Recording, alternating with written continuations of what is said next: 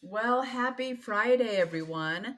Tamara here, your host and the person totally obsessed with human innovation and performance.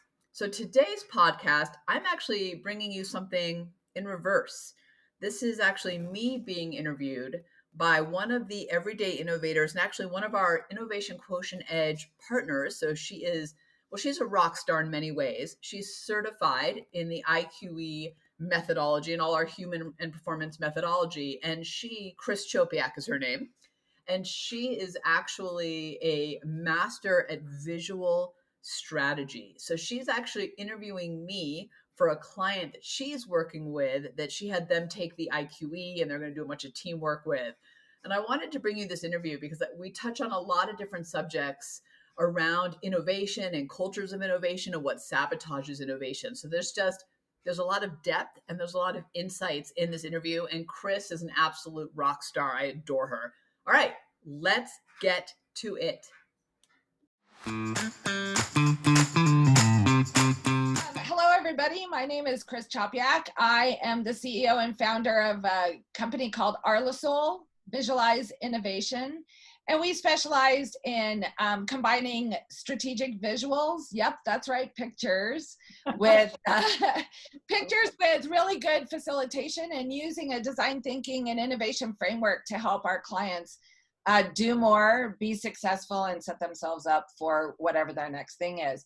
And this is kind of unusual for me because it's usually my friend Tamara doing the questioning and I'm doing the answering, but we flipped it this time to talk to her a little bit about the IQE assessment and her company, the background on IQE, where companies get stuck, and how people can use innovation to actually achieve more, better success, high performance, and actually get better and different results. So Tamara, thank you so much for being here to talk with us a little bit about the IQE and your backstory and your experience. Well, thank you. And I got to say, Chris, I always love talking to you because you ask me really challenging questions that make me think differently. And I know you do that for your clients too. And that in a lot of ways is the foundation of innovation, right? It's just a little bit of a shift in perspective. So I always appreciate our conversations because I never know what you're going to ask me. Okay, so no surprises here. So I think a good place to start is, can you give us a little of the backstory around the IQE, and then what was your original intention as you looked at innovation and what people had and didn't have and your own innovation experience? Yeah, tell us a little bit about that. So let me give a little bit of the backstory because it kind of was a circuitous path that all came together, these kind of different experiences that brought out the IQE. And I want to start actually early on in my career with an experience I had that I think really set the stage for why I became so obsessed with how we as humans innovate. Not just the process of innovation, the tools we use, the culture we're trying to build, but really we as humans, individually and as teams, how we innovate. So early on in my career, in fact, right after college, I moved to New York City because I really wanted to get a job on Madison Avenue in advertising. Because at that time, it was 1995, so just to date myself, that's where all the good creative was coming from. So I landed a job at the second largest global advertising agency, Young and Rubicam. Now, Chris, I was an account coordinator, which means I was the lowest of the low of the low of the totem pole. So I was lucky if I made coffee and made copies for people, right? That was it. That was my job. But I had a boss that thought I could take on more. So she pulls me into her office one day and she says, Tamara, I'm going to put you in charge of the big strategic meeting. I want you to be the one to get everybody together and make this happen. Now, Chris, this was the meeting where we set the creative, the advertising strategy for the year to come. This is what dictated all of our advertising, our media buy, like everything we did came out of this meeting. Wow. I felt like my career was on the line. I was so nervous. So here's the thing. I needed to get everybody there, right? So our clients, obviously on the brand, the account management team that I was on, and anyone else who touched the brand. So the people in accounts payable, the people in the media buy who bought advertising agency, anyone that touched our brand. But most importantly, I had to get the creatives there. And not just any creative. I needed to get Steve. Now, Steve was the guy with that amazing, magical, aha creative brilliance, right? And he just walked down the hall exuding creativity. And the rest of us were just lucky if we had a notepad and pen and we're walking behind him when he said something brilliant so that we could write it down and execute on it. So the day of the meeting arrives. I get there early. The coffee cart gets there early. I set up easel pads and scented markers on, right? Coffee is the key there, right there. It's like, what's coffee? That's how I felt. It was like, well, my day's good here. So I set up easel pads on either side of the room so that whatever Steve said, somebody could capture it. We were always close to an easel pad. So first the clients and the account management team roll in. They're early, like it starts at 9. They're like 8:45, but you know what? Creatives are never early. So it's fine that Steve's not here yet. Then 9 o'clock rolls around. Everybody else, accounts payable, media, all those guys start rolling in. Still no Steve, but creatives are never on time. And you know what? Everybody's still drinking coffee and they're happy, so we're fine. 9:20, coffee's getting a little colder. People are on the third cup. No. 9:40 rolls around and Steve is still not there. And now everybody's sitting at this big conference table staring at me. So I start dialing for dollars because I got to find Steve. So I call the reception to see if he's made it in the building. I call the production floor to see if he's cutting an ad or something. I finally catch him at home, Chris, at home. And I say to him, Steve, what are you doing? Why aren't you here? And he goes, oh, I just didn't feel the mojo today. You're going to have to reschedule that meeting. And he hung up on me. And I turn around and I sit down at the table and I'm sweating and I'm pretty sure I'm about to be fired. And I look at everybody who's now like arms crossed staring at me. And I say, well, Steve's not here. So that's it. I didn't know what to do. I wanted to hide under the table. So this awkward silence, It was horrible, Chris. It was so bad. Like I still get a little, like my heart rate races as I tell the story. It was such a horrible experience up to this moment.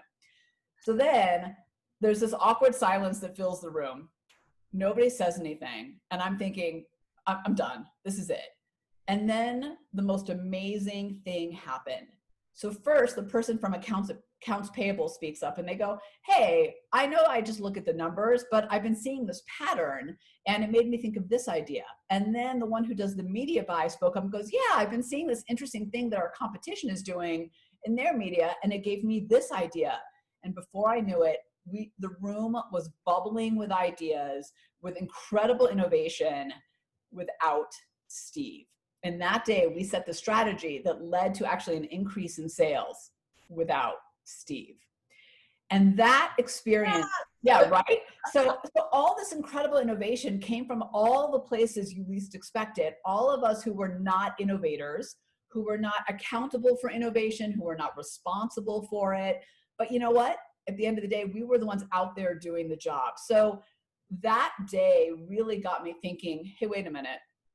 If we understand how we innovate and we're given the room to innovate, maybe this myth that certain people are the innovators is actually wrong. Maybe putting them up on a pedestal doesn't make sense. Maybe it's actually those of us out there doing the work every day that have incredible opportunity to innovate. So that was my first experience. And then I want to kind of fast forward about 20 years and I'm out and I'm speaking about innovation and I know that everybody innovates and that's the place I'm coming from. But I'm keynoting at a conference, I'm speaking. I get off stage and this woman says to me, love what you talked about. And I was talking about these big concepts, right? Like this type of culture, like give your people X% of time to do this, make sure this is set up. And I get off stage and this woman comes up to me and she says, that's all great, but how does it apply to me? And that was when all of it kind of came together for me. And I realized I see the problem. What we don't have is a tool that helps people recognize how they innovate, their own style of innovation, their archetype, their personality, whatever you want to call it, right? We call it triggers, as you know, in your everyday innovator style. But what people really need is an understanding truly from a neuroscience, behavioral psychology perspective of how do we innovate? Because once we understand that, we can actually leverage it and use it and see it in ourselves and see it in others. So that kind of coming together is why I created the assessment. Because I really wanted to take this subjective, fluffy thing called innovation that most of us cannot connect to and make it real and tangible and empowering for all of us at all levels. And I think you know in your work better than anybody, when everybody in the organization innovates, right? Leadership down to front lines and out into the field, that's when major transformation happens. That's when breakthrough outcomes happen. That's when you're able to adapt and change. And that's why the tool was created, because we wanted to make it personal and real and tangible. And I'm really excited to say that that's what's happened. People, it's so funny now, because now when I get off stage or after I'm done with clients or doing whatever it is I'm doing, people will come up to me and say, I didn't even realize I was innovative, but I get it. After seeing this, I totally get it. And that to me is rewarding. That is actually what I love about this tool is it gives some labels and names to ways that we just lean into problem solving. Which actually gives me some new language about, like, maybe the way I problem solve is part of the way that I innovate. And as I've seen people use this tool, it's cumulative. Like, the more they start thinking about, hey, that problem solving is actually an innovation, they start leaning into those triggers in their everyday innovation type, and they have language that they can say, hey, I'm coming to this as a collaborative. Can we talk about this idea that I have and how to be able to move it forward? And so that just being able to name it and then also understand it's something I do every day. Like, I do this naturally. Right. And I love the language you used about leaning in. This is it. How you innovate is how you create a problem solve. It's how you think differently. It's how you do strategic thinking. It's not about just blue skies, breakthrough. I think that's how we think about innovation. It's about looking a little bit differently at everything you do. And I always talk about it's compounding. So do you remember that exercise we all did in elementary school, understanding compounding interest, where it's like, you put 2 pennies in the bank and 2 pennies turns to 4 and 4 turns to 8. And so, but that's what this is, right? To your point, when you start to innovate, you start to realize that there's this exponential benefit that comes to you, and you start to see all these places where if you just think a little bit differently, you can actually get incredible results out of it. So I love the metaphor of compounding interest. So I want to move, keeping with that theme. You know, one of the things that I think is also a challenge is, okay, now I know kind of what I do, and I know what other people do on my team. How, from a practical standpoint, how have you seen leadership teams or just teams in general leverage this tool and innovate? So I'm glad you asked me that, because I think what's been really interesting is that teams have used it in a lot of different ways to gain the traction and the value they need. So let me share with you 4. Perfect. Give you kind of an overview of how they used it and kind of, I think, why it worked for them, or what they told me of why it worked for them. So the first one is a global electronics company. So they're a reseller of electronics part B2B. So not what you'd find in the store, but kind of selling $1 million contracts to other companies. And the leader of the internal auditing team, so not the marketing team, not the R&D team, but the internal auditing. So these guys are responsible for operational excellence. So crazy smart group of people. They were doing a retreat, but the leader called me and said, hey, so I've got this incredible group of A players. We are excited for the future, but here's where we're a little stuck. We know that we've got new challenges in front of us. We know that what we did yesterday is not going to work tomorrow, but we're not really sure how to shift our thinking and to get the best out of all of us and to bring the innovation out of all of us. Wow. So for them, the Innovation Quotient Edge, or IQE, the IQE was all about setting this foundation for the future. All right, we got to move the team into the future thinking. We've got to adjust how we think about our challenges, because frankly, they're new. We can't use yesterday's thinking. How do we do that?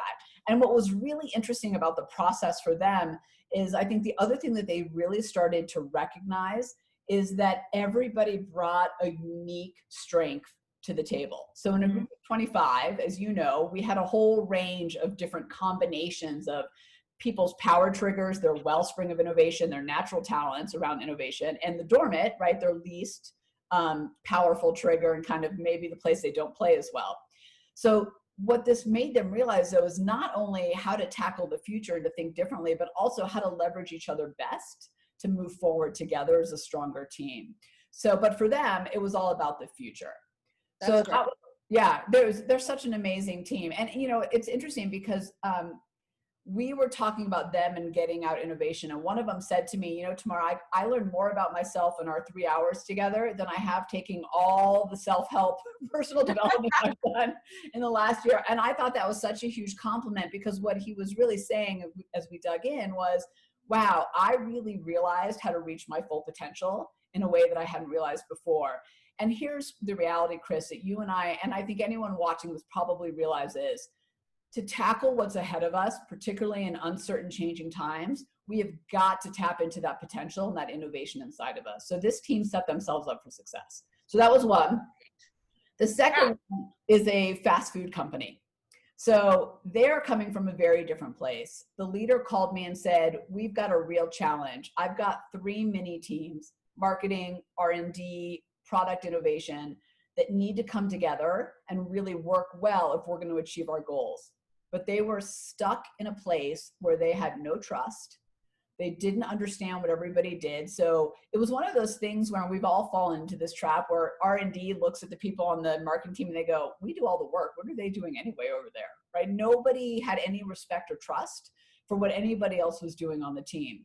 And because of that, there were 2 really problems. One is there was no collaboration, as you can imagine. Yeah. But I think the deeper layer on that was, as the leader told me, is that there was a lack of psychological safety and the ability to be vulnerable and take risks. And all that is part of innovation. And as this leader said to me, if we can't get that, we can't reach our objectives. Like, right. I as a leader will fail and my teams will fail and we will not hit our numbers, our goals, all of it. So they did their thing with the IQE, and it was so amazing because she called me later and she said, Tamara, she said, I have never seen the team connect in the way they connected in this meeting. She said, having that understanding of how each of us innovate added so much value. She said, but in particular, it was a conversation about how you add value and how you cause friction, which I know that you and I have talked about this in the past, about how important that part is and understanding that. Because now I get that, Chris, your need to connect and talk and gather this stuff is really you innovating. And Chris, you now understand, for me as the risk taker, that my need to leap and be uncomfortable is not me being spontaneous and frivolous. It's actually how I innovate. So she said they got to a whole new level of vulnerability and respect and understanding of each other. And now, of course, not only have they reached their goals, but they've actually exceeded them because they're working so beautifully as a team. But I would say that in that example, the key there was getting into the heart of the friction and how to leverage the friction instead of letting them hold them back, which was what was happening in the past. So that's the second one. Well, yeah. So I just wanted to point out there, what I think is also pretty remarkable is something you mentioned earlier that I just want to connect, is the whole thing about what's in it for me. So I think a lot of times we have a hard time collaborating across silos because I can't really see what's in it for me. So if we put the label of innovation on it, and all of a sudden you and I have a new way to connect and a new reason to connect, and I can see that my tweaker, that my trigger of tweaking can actually make your idea better and help you leap forward faster. This is where I think that this tool really provides a really unique opportunity and something that I have never, that isn't out there. And I've taken every assessment there is. So nice. And I listened to all of them, but as you know, with this one, we wanted to this wasn't just about like, who are you? This was about how do you add value and contribute, and how do you use what makes you unique and how you think, and use that as your superpower, right? Which is very different than just like, who are you? I want to take a side tangent and share something really quickly. Yeah. So we have this one member in our tribe, she's an everyday innovator. And I so appreciate her because she came to me and she said, so I'm this archetype, right? I have these 2 combinations in my style, but I feel like that's not as cool as the other guy over here with his. And we had this whole conversation about it. And what really she came to realize after taking the assessment and kind of digging in was, oh my gosh, how I innovate is just as powerful as how he innovates. It's just that we put this label on certain types of innovation and innovators, and then we claim these other ones are not that interesting. But the minute she realized that, she dialed it up, and she has become such a strong voice on her team. But she needed to realize, and a lot of us do, like, oh, my style is just as valuable as someone over there. They're all equally valuable. It's just a matter of leveraging it. So A little side. No, that's perfect. Yeah. Great example. I think we all kind of fall into that trap sometimes of like, I'm not the hoodie guy on the cover of Fast Company, so I'm not creative. It's not true. All right, so the third one is a logistics company, and I just wanted to share this because it's quick but important. So they had this challenge. He came to me and he said, I don't think we have the right people on the bus, and I want to make sure we do. And as you and I know, I'm very big that this is not a tool about who is or isn't right. It's about how do you leverage all the different types of innovators. Right. And what was very cool about how he used it in this experience was that what actually came out of his experience with this team wasn't, do I have the right people on the bus, but have I designed the bus in a way that leverages my people? So what he meant to do was see if he had the right people. What came out of it was, oh, am I leveraging all this diversity of thinking on my bus? And have I created a bus that actually fosters all these different unique styles of innovation? So the trap he fell into, which a lot of us as leaders do, is we push everybody into one lane of innovation. It all has to look this way, right? It's the flavor of the month process. It's the flavor of the month initiative, whatever it is. And what he really realized was the bus itself needed to be redesigned. He had amazing people. He wasn't leveraging them. And I was so glad because I love that. Yeah, I was so excited when he called me back because, as you can imagine, it's the fact that he kind of came to that realization of the bus design matters just as much. And I think, from years of reading Jim Collins' work, we talk about the right people on the bus, but that's only half the conversation, in my opinion. That's perfect. Not always the right one. I think we mostly have the right people. We're not tapping them. Right. I love that example. Okay, so my last one is a credit union, and this is actually extremely recent. So as you can imagine, with COVID, credit unions, banks are going through a major transformation. Yeah. And the leader of this one regional credit union, very successful credit union, but he called me and he said, here's our problem, Tamara. What we do isn't irrelevant. People need money. They need to house their money. Money transactions are going to happen. He said, however, how we do it has become irrelevant overnight. So the way they serve their customers, the way their employees work, what they do, that was their biggest battle. And he's got all these leaders in the field. And he said, what I really need to do is give them the confidence and the tools to drive innovation out in the field where I'm not every single day. I'm over here telling them to innovate and to drive change and to pivot fast. That was his big thing. We've got to pivot fast. We cannot afford to take a long time. And the way they use the IQE was to give the leaders in the field their everyday innovator styles, and then to use that to drive innovation with their teams across the organization. So this really was about supporting their leaders out in the field. But ultimately, the goal was fast pivoting because it had to happen. They didn't have a choice. And he was getting resistance in places that he didn't expect. And we can talk about the mental resistors of change in a minute. But for him, he needed the organization's mindset to shift with him. And he was getting resistance before. And after doing that, and those people in the field realizing they're innovators, not just operators, but they're also innovators, that helped his leaders get the support they needed to make that happen. Well, and I can see the connection between the mindset shift and the opportunity to think differently about my contribution. So it put some kind of de-emphasizes the change and says, no, I'm actually up to this challenge and I'm going to move forward. Yeah. And that's when time is so crucial. That's amazing. It's interesting that you said that because one of the things he said to me was, and originally I was getting phone calls of like, well, my employees are asking me if I can wear jeans now that were more casual. And he was like, I don't want to have that conversation. Like, you make those decisions of what's right for your community. Like, why are you calling me about this micro stuff, right? But it's because they're insecure, they're nervous, they've got a lot of fear about what's coming. Right. He said after they kind of, to your point, recognize that, oh, hey, I can deal with this, that things change. And I think, as you well know too, from seeing the IQE reports, we're very big on action. So we always have tools inside the report of, hey, here's how you can dial this up every single day. His team just needed the confidence and then some tools to help them get them on their way. And that's what we gave them. And we're really excited to say that I think they're leading the way in credit unions and what's going to come next. Oh, that's so awesome. So those are great stories and great examples that really help ground the benefit of understanding how you individually innovate and then how you work together as a team.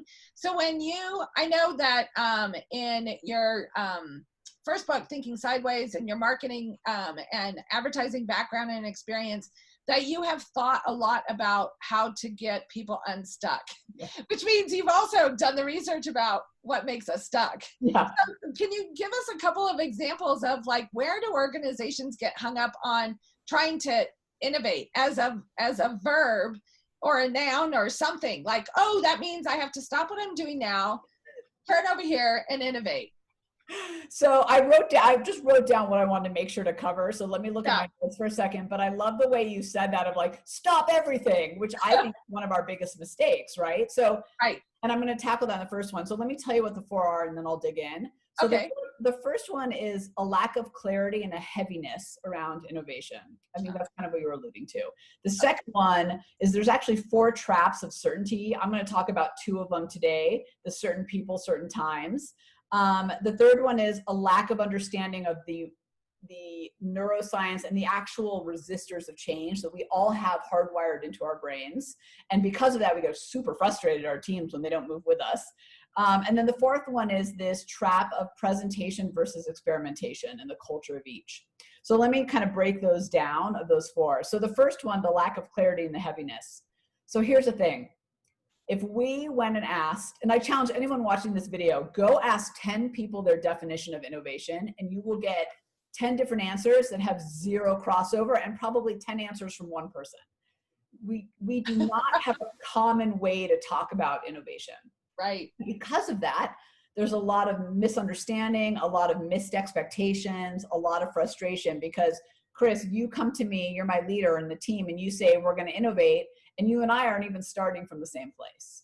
Oh, good point. Yeah. So, and I'm going to layer onto that there's a lot of baggage around it, which makes it heavy because to what you said, what I feel like you're telling me is I've got to walk away from this pile of stuff I have on my desk that keeps the ship moving forward and move over here to some like blue skies area. And so now I'm wandering in blue skies. I don't know where to look. I don't know where to go.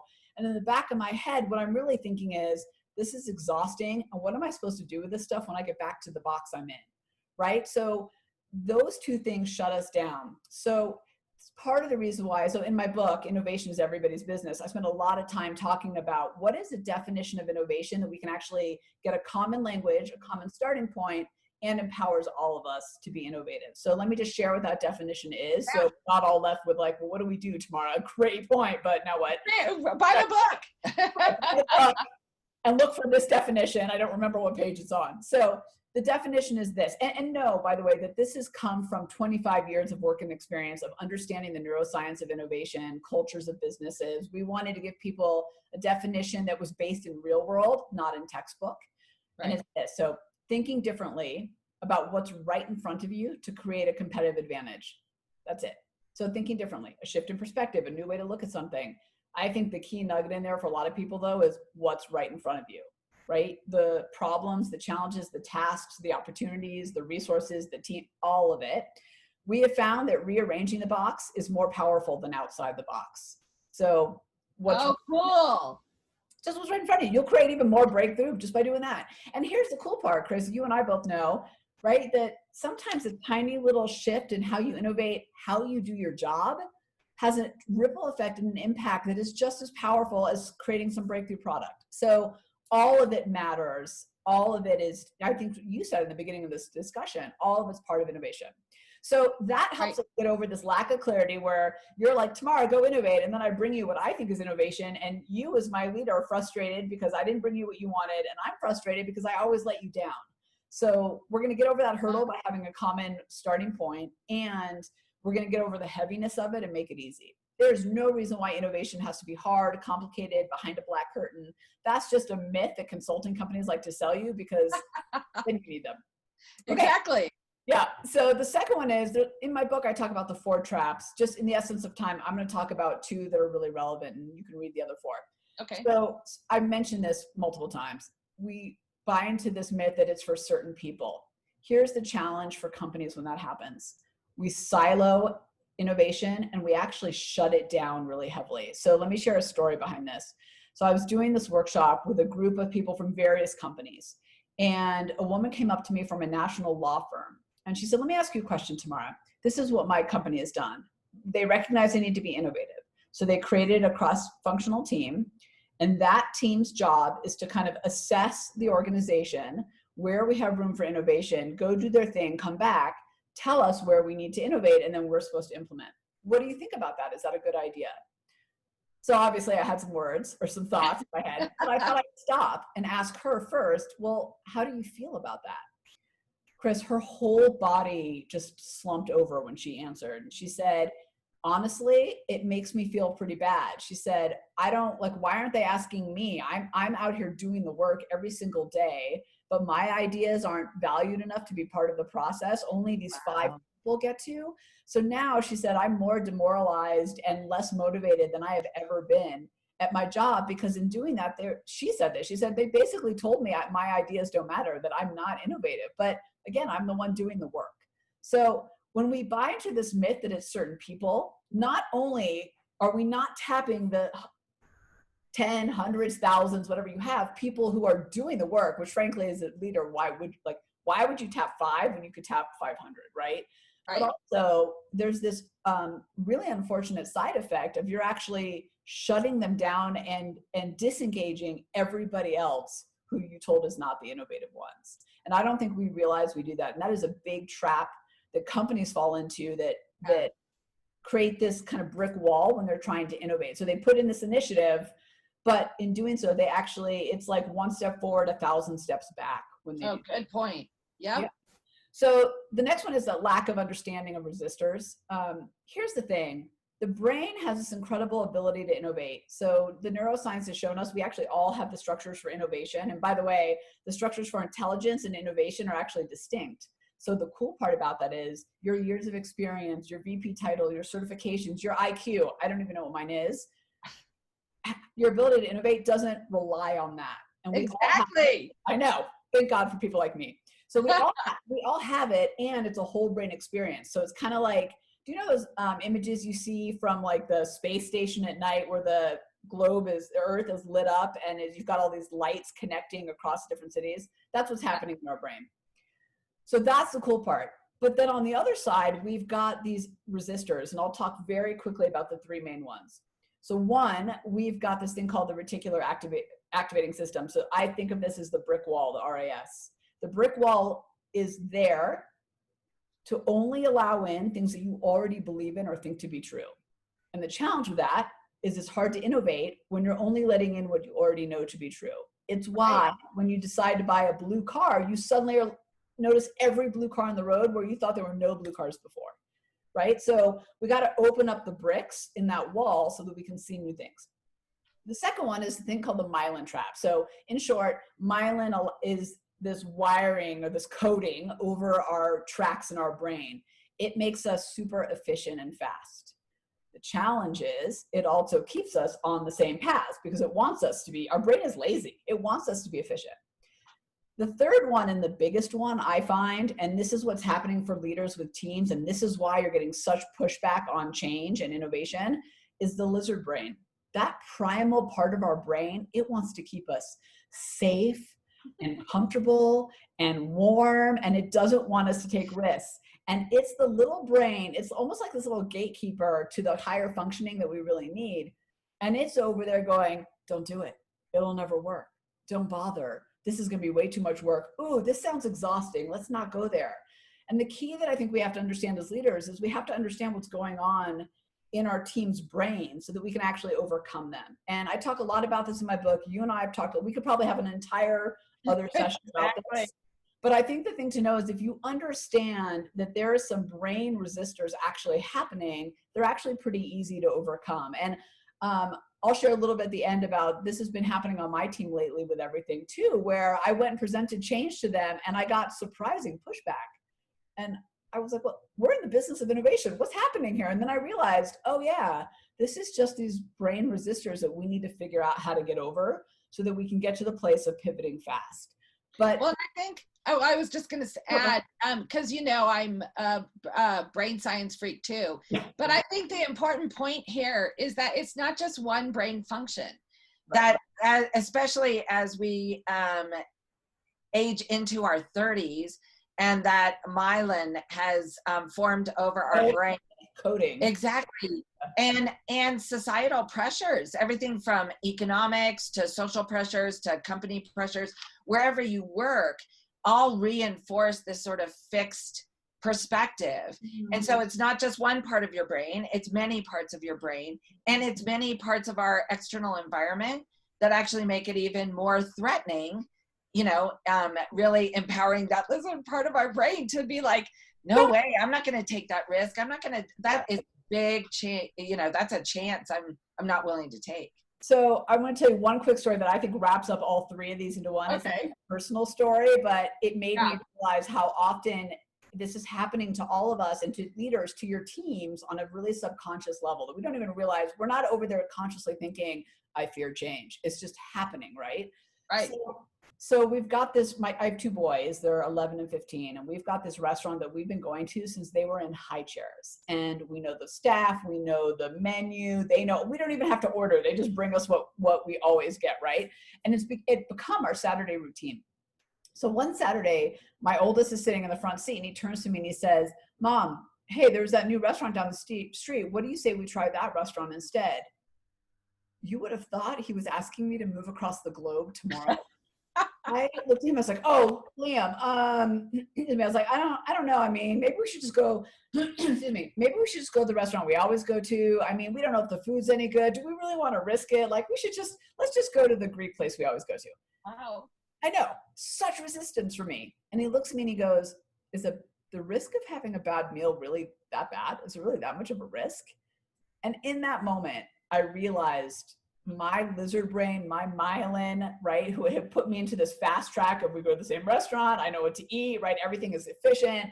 The brick wall, the RAS that was like, do what you know, do what you love, had just taken over in that moment. And it really made me realize how subconscious a lot of this is for us, and that we really need to work with our teams on this brain level to get them over that hurdle. And for me, when I think about companies, it's a big resistor to change because this mandate comes down and you're pushing up against this brick wall that you don't understand how to get over. So there's just a lot of friction and frustration when we need to be thinking is how do we get around the wall? How do we go under the wall? How do we go through the wall? But we don't know how. We just see it as frustrating resistance. Yeah. So that's a perfect segue into like getting real and getting personal. I know that since March, I've definitely embraced every part of the change cycle where I was in deep denial that anything was happening and that the Greek. Yeah, exactly. And then I was like in resistance, like this isn't going to be me and it's only going to be a couple weeks and then it's going to be fun. I'll be back on the road. And finally, as I navigated into exploration, it was actually really freeing from a mental perspective to let go of the past. That isn't to say that I don't, think back to what my business plan looked like in January compared to now. Right. It's really changed. But then also moving into that commitment phase of like, I'm committed to a new normal and working with my clients and with my team members. So tell us a little bit about you since March. What have you had to do to innovate? Yeah, it has been a fascinating road. And I will tell you, Chris, there are days where I felt like I hit every point of that curve you just talked about. Yep. Like it wasn't a linear path. I felt like I jumped a lot all over the place. Sure. So here's the thing. And I'll be fully kind of transparent about this because I think our journey and all of our journeys are actually really important to share because we have a level of urgency to innovate that we simply never had before. And, we've always talked in the past about disrupt or be disrupted, innovate or die, right? All those catchphrases. And they were true to a point because we were still kind of on a momentum that we could at least sustain or thought we could sustain, or the curve down was slow. And then this happened, right, overnight. So as you know, if I look at my plan that I built in November of 2019, which is not that long ago as I was going into the next year, my business, the Launch Street, and all of this work, while built on this technology, was really about live events. So keynotes, workshops, team meetings, right, all of that, facilitation. And I'd always had in the back of my mind that I wanted to have a more scalable, more online driven business, but I hadn't made it happen because this side of the business was doing well and paying bills and then some, right? So why would I shift when this is working? But that rug got pulled out from under me. So, I mean, just really did. I mean, as anyone who's in any event business, hospitality, right? So think about what's happening with restaurants and hotels. That's what happened to my business. The whole thing just got shut down. Every event we had in 2020 was basically canceled, more or less. So I had to really think about how am I going to move forward? Because what I found with people and with myself is that we're really two camps. Camp one was, I'll just wait it out. We'll get back to normal. Things are going to come back. Obviously not the camp to be in. Well, that's the reality, right? I mean, Right, yeah. When this started, Chris, I thought we were going to be home for 2 weeks. Me too. Yes. Apparently not. So, but what I also kind of slowly came, or maybe I slowly, quickly came to realize was if I didn't pivot, my business not only was going to suffer, but maybe not survive. And a lot of people are that regardless of how fruitful your business was going into this shook the ground for all of us. Excuse me. So I had a choice to make. I could be in that camp one, or I could be in camp two, which said, okay, our reality is that things are not going to come back to normal. That whatever existed before is not what's going to exist in the future. So I've got to pivot my business, and I'm talking my entire model, not just take live stuff and turn it virtual. So that's where I started, and I was spinning my wheels because all I was doing was taking what I was doing and just slapping an online label on it, right? And that's right. And when you think about whatever business we're in, just slapping a new label on it doesn't do it. No. I learned that quickly. So what I really realized in all of it was I had to shift the business model. And I had to shift actually there's 3 things that came together. I had to shift the business model. My customers, my clients now had new challenges and needs and expectations they didn't have before. And I had to figure out how to match that. And there were new opportunities that weren't there before. So it's like this beautiful Venn diagram that came together in a lot of challenge, frustration, and sweat and tears and all over the curve. And so we took our business model and we did what I would say is what we train other people to do is we jump the curve. So every business has a life cycle and has a curve. Most of the time the curve feels slow until you hit the decline and then you're like, oh my God, what do I do? Right. And for a lot of us in this scenario, we were hitting this curve and then it just hit a cliff. But the reality is you can't incrementally improve the curve you're on. That leads to more failure and more frustration. Maybe you'll elongate it a little bit, but you're still on the downslide. So what we had to figure out is how do we jump the curve and create a new one? And that's what we did. And it was tough and challenging and hard. But so we built this thing called the Everyday Innovators Tribe, which is a membership platform, which took all the awesome juiciness of what we do and put it into this new method and this new approach. But here's the trick to this. This is the little value bomb I want to give all of us. To jump your curve, you can't think about what you do and how to innovate off that. You have to think about the benefit of what you do, the benefit you provide. So if I tried to innovate and change off of live workshops, events, all of that, I would have just slapped the label of virtual on it. That's not a new curve. I had to go, okay, the real benefit that we provide is enabling people to innovate, enabling teams to be high performing, making innovation accessible and real, right? Just in a nutshell. That is what we decided to think about. And when we thought about that, that's where we got to this membership and this kind of whole new platform. And it is doing, I'm really happy to say it's doing even better than we expected. We are getting people from across the globe. So our reach is bigger, our impact is bigger than it was before. And people are getting actually way more out of it because a live event, you're in and out, right? And now I'm with them with all these great offerings over an extended period of time. We're doing jam sessions online. They're getting bursts of innovation. We've got this community page, like all this is happening.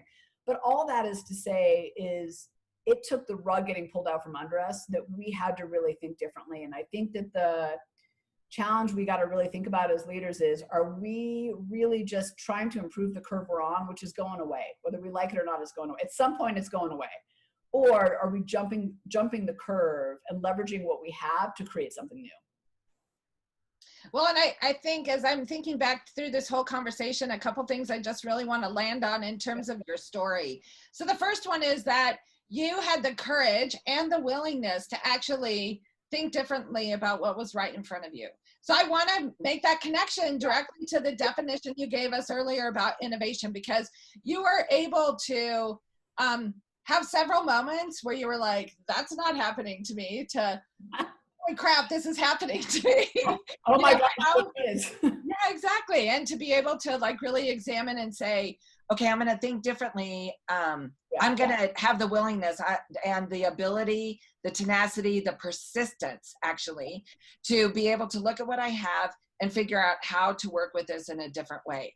And you embraced years and years and years of research about brain science, research about teams, working with leaders, like you brought all of that experience. So I want to make the point that innovation isn't, and you made it earlier, but just to restate it, innovation is not about abandoning all of your lived and learned experience in the interest of something else. It's actually bringing all of that to bear on looking at that current challenge in a new way, to be able to have the courage to be able to think about that and look at it differently. And Chris, I want to add one thing to that. I love the way you said that. Like, it is not about walking away. It's about leveraging how you innovate and all the experience that got you to where you are today. And jumping the curve isn't even about walking away. It's about reapplying, right, in a new way. But I want to say, I think I think there's an incredible opportunity right now. And I would never wish kind of the uncertainty and the challenges that we've had on any of us. But here's the thing. So we jumped into experimentation mode fast. And I think one of the challenges a lot of companies have, they get stuck in presentation mode. So they're like analysis paralysis, perfection paralysis, right? Like they just get stuck. Let's think about what to do. Where we chose to say, let's build these innovation cycles and let's experiment and experiment and experiment until we get it right. And part of the leeway that we have right now, more so than ever, is we have permission to innovate and make mistakes with our customers, because we are all going through this together. And right. I'm not saying we should be sloppy by any means, but we're on this journey together. And we really used that to everybody's advantage, including our customers. They'll tell you they're getting a better product out of us because we're playing together to figure out how this all works. And I think we make the mistake of we've got to get it right out of the gate. And that leads to ideas getting stuck on paper and not in the real world. So I think it's really important that we take this, how we innovate and these cultures that we build, and actually experiment and do something with them as well. That is, I really want to emphasize that, because I think that's a perfect note to end on, is that experimentation actually helps us understand our own power triggers better, and those are the people around us.